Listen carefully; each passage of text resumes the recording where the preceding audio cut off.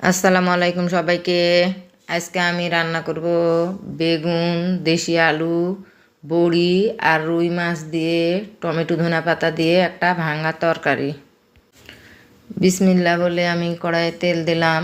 এতে তেল গরম হয়ে আসছে। এখন আমি তেলের মধ্যে পেঁয়াজ আর কাঁচামরিচ কুচি দিয়ে দেব। প্রত্যেকটা তরকারিতে কাঁচামরিচ পেঁয়াজ না দিলে আমার ভালো লাগে না।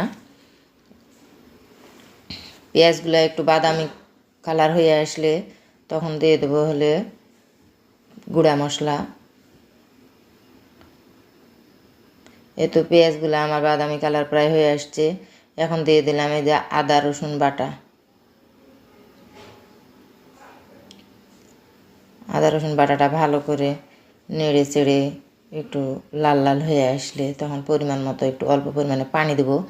এখন গুঁড়া মশলা অ্যাড করবো। তাই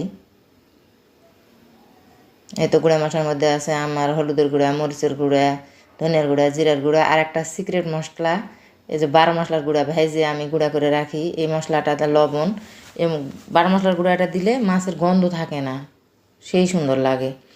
এই তো মশলা আমার কষানো হয়ে গেছে। এখন আমি বেগুন আলুগুলো দিয়ে দিয়ে কষাবো। বড়ি আগে থেকে ভেজে রেখে দিয়েছি আর মাছও ভেজে রাখছি, একসাথে দিয়ে সব কিছু কষাবো। তাই এই তো মাছ টাছ সব আমি একসাথে দিয়েছি সবজির সাথে দিয়ে কষাচ্ছি। ভালো করে কষানো হলে যে বড়িগুলো দিয়ে দিলাম, তাহলে তাড়াতাড়ি একটু সিদ্ধ হবে ভালো।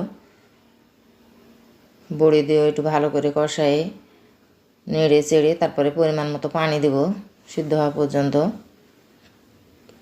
তো আমি একটু কষাচ্ছি, কষানো হয়ে আসলো। এখন আমি পানি দিয়ে দেবো। এতে পরিমাণ মতো পানি দিলাম।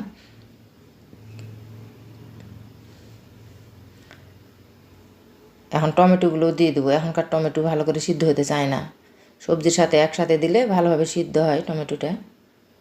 এই তো দিয়ে দিলাম। পরে ধনে পাতা দিব।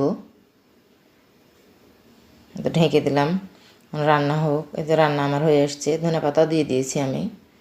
দেখেন কালারটা কি সুন্দর আসছে, ঘাঁটির তরকারি হয়ে গেল একটা, অনেক সুন্দর।